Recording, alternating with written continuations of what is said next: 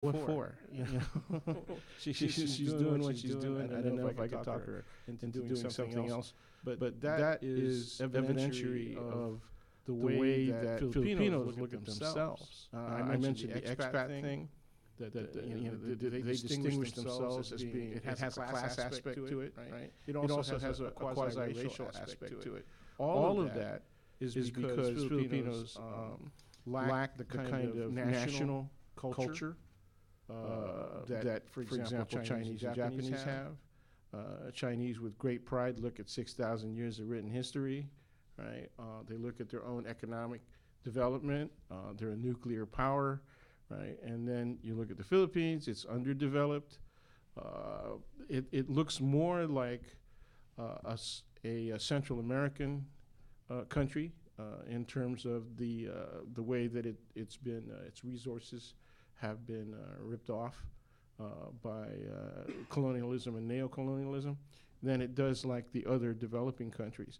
Vietnam is doing better than the Philippines, even though today, if you look at the Filipino newspapers today, they say, yeah, we got a great economy and it's growing really well.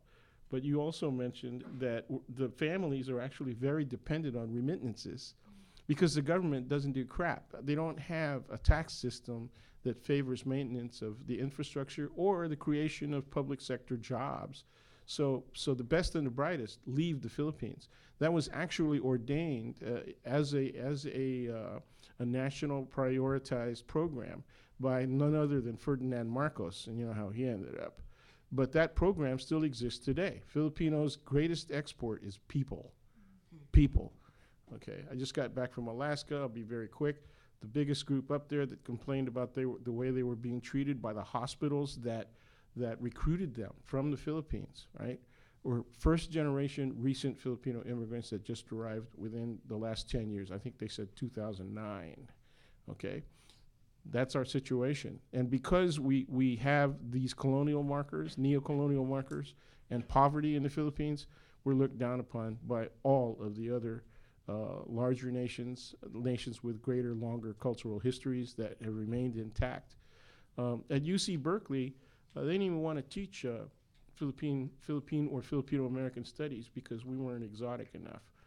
I'm serious, okay? That argument came up in the 1980s, and it came up from their Southeast Asian programs. So it's not only there, it's here as well. Filipinos are often the last people to know that they're the largest single Asian ethnic group in California. When I stated that was going to happen after the 1980 census, I stated that you can look forward to that happening by the time the 1990 census hits. Everybody in the business community of the Filipino-American community looked at me like I was nuts. I was just being exact.